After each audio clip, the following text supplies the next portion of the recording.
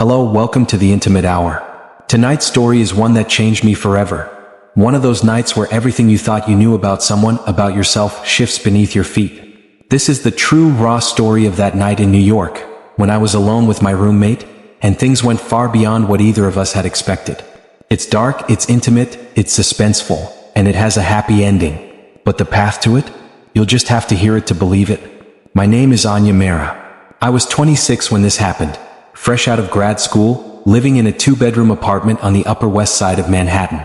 I worked as a junior editor for a publishing house, the kind of job that sounded more glamorous than it was. Most of my time was spent redlining manuscripts and replying to emails that made no sense. I wore black turtlenecks and oversized headphones like armor. People assumed I was introverted, but what they didn't realize was I was always watching, always absorbing. My heart was cautious, my body even more so. I'd had only a couple of short-lived relationships since moving to New York, both of them ending before anything truly intense had the chance to bloom. And then there was my roommate, Rhea Kapoor. Rhea was the opposite of me. A fashion design student, effortlessly bold, stunning in a way that never tried too hard. She was 24, from Delhi, with a sharp laugh, curves that demanded attention, and a way of walking into a room like she owned every inch of it. Living with her was both a blessing and a slow, erotic punishment. Because there were nights I lay awake in my room, picturing her, undressing after parties, slipping into that oversized NYU she always wore to bed with nothing underneath. I never dared say anything. We were friends. At least I thought we were. Until that night. It was early December. The wind outside bit through scarves and overcoats, the city already dressed in twinkling Christmas lights. Rhea had come home late from her studio, cheeks flushed from wine and cold. She dropped her bags and collapsed onto the couch like she had no bones in her body. "I need a drink," she moaned, stretching her arms above her head, the hem of her sweater riding up to expose a sliver of caramel-toned skin. "My professor is an idiot. Wants me to redesign the whole collection by Monday."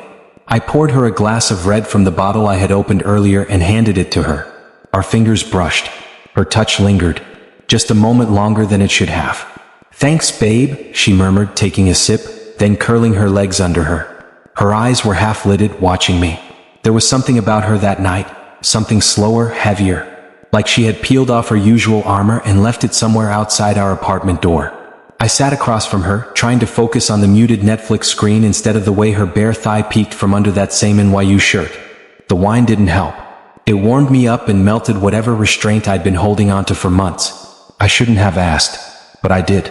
"Rhea, can I ask you something?" She tilted her head. "Sure. Have you ever felt something more for a friend?" There. I'd said it. My voice barely above a whisper, but the weight of the question hung thick in the room. Her eyes didn't flinch. In fact, she didn't look surprised at all. She put her glass down slowly and crossed the space between us, sitting on the edge of the coffee table now, directly in front of me. "You mean, like you and me?" she asked, her voice low, playful, but with something darker beneath it. I swallowed hard. "Maybe." She leaned in, so close I could smell her perfume, musk and sandalwood and something faintly floral. "I've thought about it," she said softly. "More than once." My heart pounded against my ribs. I wasn't sure if this was really happening or if I was trapped in some elaborate fantasy I'd replayed 100 times in my head. I wanted to pull away. I didn't. She traced her fingers along my jaw, featherlight, and said, "But if we do this, Anya, there's no pretending tomorrow. You get that, right?" I nodded. "I don't want to pretend." Her lips were warm. She kissed me gently at first, testing, teasing. I responded with everything I had held back for months. Desire, fear, longing, confusion. It spilled out of me like a flood. Her hands tangled in my hair. Mine clutched at her waist, pulling her onto my lap. There were no words, only breathless moans and soft gasps. Clothes were shed carelessly like old skins. My fingers traced every inch of her, memorizing her curves, her warmth, the way her skin shivered under my touch. She kissed the places I didn't know I was hiding. Her mouth was slow and deliberate, tasting me like something sacred. I gasped her name. She whispered mine back like a prayer. We didn't make love on a bed that night. It was the couch. It was messy, tangled, intense. We broke open something raw and primal in each other. She let out sounds that I had only ever imagined, and I gave her parts of me I'd kept locked away from everyone else. And then it shifted. There was a knock at the door. We froze. She blinked, wide-eyed. I wrapped the throw blanket around us as the knock came again, louder this time.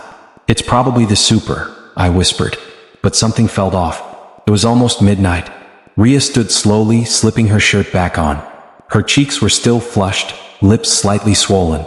I tightened the blanket around me and followed her to the door. She cracked it open and peeked out. No one was there. Just an envelope on the floor. Plain white. No name. She picked it up, frowning. I closed the door behind her, locking it. "What is it?" I asked. She handed it to me. Inside was a single photograph of us on the couch from less than 5 minutes ago. Every part of me went cold. I looked around the room, then toward the windows. My skin crawled. "Is this some kind of joke?" Rhea whispered. I shook my head, heart hammering. That moment of intimacy, our private, vulnerable moment, had been watched, captured. But by who? And why? The questions clawed at me as we stood there, half-dressed, clutching a single photograph that threatened to undo everything we had just discovered between us. But what I didn't know then was that this was just the beginning. The photo sat between us like a living thing. It wasn't just a snapshot, it was a violation. Whoever had taken it hadn't just seen us, they'd been close enough to hear us.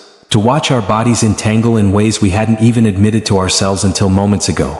Rhea stood silent, arms wrapped around herself now, not because she was cold, but because everything suddenly felt exposed. I could see it in her eyes, the way she kept looking at the windows, at the walls, like maybe they were watching too. Like maybe someone still was. I took the photo in my hands again. It was printed on glossy paper, the kind you'd find in a darkroom, not something spit out from a cheap inkjet printer. It showed us, naked, flushed, in a state of vulnerability that should have belonged to no one but us. "Do you think someone hacked into a camera?" I asked, half hoping for some tech-savvy explanation, something less invasive than what it felt like. "We don't have cameras," Rhea whispered. She was right. We didn't. No Ring, no baby monitors, no webcams. Just two girls who had thought they were alone in the safety of their apartment. Until now. The silence grew heavier. "I don't know who would do this," I murmured. Rhea turned her back to me, walking toward the hallway, her voice hard. "I do." That stopped me. She disappeared into her bedroom and came out seconds later holding a shoebox. It was dusty, sealed with rubber bands, the kind of box you keep hidden in closets you never open unless you have to. She sat on the floor and opened it. I knelt beside her. Inside were photos. Dozens. Not of us, but of her. Candid, intimate, some taken in her sleep. Her in the shower, dressing, even one that looked like it had been snapped while she lay in bed with someone else. "Rhea," I whispered. My stomach turned. She didn't look at me. "I started getting them 2 months ago. No note. Just photos. Some left outside my door. One slipped under the bathroom door when I was in the shower." My breath caught. "Why didn't you tell me?" "I was scared," she said. Embarrassed. I didn't know who to trust. And I thought, maybe I was imagining it. Maybe it was some stupid prank. Until now. I didn't know what to say. The girl I had just kissed, undressed, touched so deeply was unraveling in front of me, and I'd had no idea. I wrapped my arms around her from behind, my chin on her shoulder. She leaned back into me slowly, like her body remembered everything that had happened between us just an hour ago. But then her voice cracked. "I think it's someone from the building." A chill ran down my spine. Of course. Who else had that kind of access? We lived on the 3rd floor of an old walk-up. No doorman, no cameras in the hallway. Most of the tenants were either elderly or reclusive artists. But there was one apartment, 2C. Liam. Tall, quiet, always polite, always watching. He lived alone, worked as a freelance photographer, and always had a camera hanging from his neck when we passed him on the stairs. He'd helped us fix a blown fuse once and lingered in the living room just a little too long. I caught him looking at Rhea then in a way that made my skin itch. "Do you think it's him?" I asked. "I don't know," she whispered. "But he creeps me out." We sat in silence for a long time. She tucked her legs under her, head against my chest. I stroked her hair, kissed the top of her head, my body still humming with the memory of our shared heat, but now overlaid with unease. "I want to do something," I said. "I want to catch whoever this is." She looked up at me. "How?" I hesitated. The plan I had forming in my head wasn't exactly safe. But the thought of someone else watching us, of someone stealing our intimacy, violating us from the shadows, it made me angry. Angry enough to take risks. "We give him what he wants," I said. "We act like tonight never happened. We leave the blinds open. We perform." Rhea's eyes narrowed. "You want to bait him?" "Yes. And when he shows up to watch again, we catch him. We record it." She was quiet for a long time. Then slowly she nodded. Okay, but we do it my way. The next night was orchestrated like a trap. We acted normal, went about our evening, ordered takeout, watched a movie. But at midnight, we dimmed the lights, opened the curtains wide enough, and positioned the couch exactly where the angle from across the building, or a hallway peephole, would give the best view. And then we began. Rhea kissed me like she wasn't being watched, like we were still alone. But this time, every touch, every moan had a purpose. Her hands were fire. Her mouth moved over my body like it owned me. I responded in kind, more intensely than before, partly because it was real, but partly because the thought of taking control back, of using our bodies as armor, turned me on in ways I didn't expect. We took each other apart again. This time slower, longer, hungrier. And just when I thought I might lose myself completely in her, I saw it. A flicker, a shadow, movement. Someone was watching. Rhea saw it too. Her body tensed, but she didn't stop. I reached under the couch cushion where we'd hidden the small GoPro, already rolling. It had a night vision mode, and we had aimed it carefully at the window. It caught everything, from our intimacy to the faint reflection of movement just beyond the window. A figure. There. Then gone. Rhea got up first, wrapped in the same throw blanket as the night before. She mouthed, "I'll check the hallway." I followed quietly, my phone clutched in my hand, the video still recording in the background. She opened the door slowly, silently. There was no one there. But halfway down the hallway, the stairs creaked. Someone was retreating fast. Rhea ran. I followed. We turned the corner, and there, standing near the mailboxes, startled like a deer caught in headlights, was Liam. He held something in his hands. A camera. He tried to speak, but Rhea screamed. Loud. So loud that doors opened upstairs. Someone called out. Footsteps rushed down. Liam panicked and dropped the camera, bolting for the door. But we had him. We had his face. We had his camera. And we had the video, our baited trap, clearly showing the entire twisted setup. The police came that night, and just like that, he was gone. But what remained wasn't so easy to erase. Rhea and I sat in silence once it was over, the adrenaline still burning through our limbs, our mouths dry, our bodies sore. Not from sex this time, but from fear, from rage, from exposure. She turned to me then, cupping my face with her hands, and said, "You saved me, Anya." "No," I whispered. "You saved yourself. I just didn't want you to do it alone." That night we didn't have sex. We held each other. Bare, quiet, real. There was something new between us now, not just lust, but trust. Something earned through the darkness we had just walked through. We didn't know then that our story had only just begun. The days after Liam's arrest passed like slow-moving fog. Our apartment no longer felt like home. Even with the locks changed and the blinds drawn, the air inside still carried the trace of being watched, like a hand that had touched everything in secret. But Rhea stayed. That surprised me. I had half expected her to pack up, move out, try to bury what had happened between us and what had been done to her. But she didn't. She clung to the space like it owed her safety now. And maybe it did. Maybe we both did. The truth about what Liam had been doing came out fast.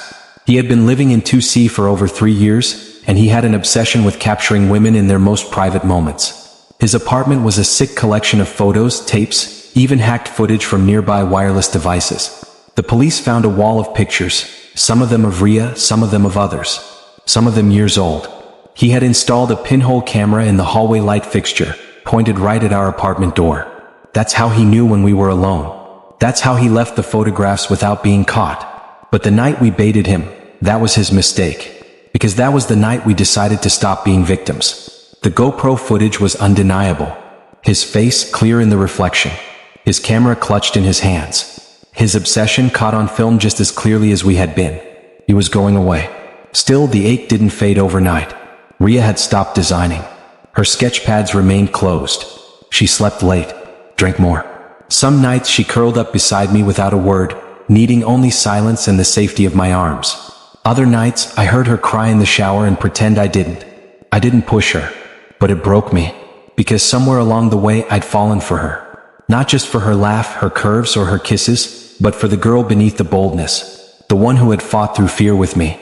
Who had laid herself bare on my chest and trusted me to hold her, not just physically, but emotionally. And then one night, everything shifted again. I came home late from work. The lights were low. Jazz played on the speakers. There were candles, dozens, scattered on every surface. At first, I thought the power had gone out. But then I saw her. standing in the living room, wearing nothing but one of my oversized shirts, her eyes soft, her hands trembling a little. I stepped forward. "Ria?" She closed the distance between us in 3 steps. "I need to say something," she said. I nodded. "I've been afraid," she said. "Afraid that what happened to me would define me, that it would change the way you saw me, that it would make me broken." Her voice cracked, but she didn't stop. "But I'm not broken. Not because he didn't hurt me. He did. He violated something sacred. But he didn't take me. You reminded me of that. Every time you touched me like I mattered. Every time you held me without asking for anything back." I felt my throat tighten. She stepped closer, pressing her palm to my heart. "And the truth is, Anya, I didn't just think about being with you. I wanted it. Long before that night. I watched you every morning in your turtlenecks and your little coffee rituals. I watched the way you never let anyone in, until me." I laughed softly, tears stinging my eyes. "You make me sound so mysterious." She smiled. "You were. Still are." Then her fingers curled around mine. "Come with me." She led me to the couch. The same one we'd made love on. The same one we'd been photographed on. But it felt different now. Not haunted. Reclaimed. We sat. She climbed onto my lap, straddling me, her thighs warm against my hips. My hands found her waist. Her lips hovered over mine but didn't touch. "I want you," she whispered, "but this time, not because we're being watched. Not because we're scared. I want you because I choose you. Because this is ours now." And then she kissed me. It was slower than before. Deeper. Her hands in my hair, mine tracing the small of her back. The shirt slid off her shoulders. My lips followed the curve of her collarbone, her breasts, her stomach. Her moans were raw, not performative. Honest. She unbuttoned my blouse with trembling fingers, peeling it off with reverence. She looked at me like I was art, and I returned the gaze with awe. We didn't rush. We took our time.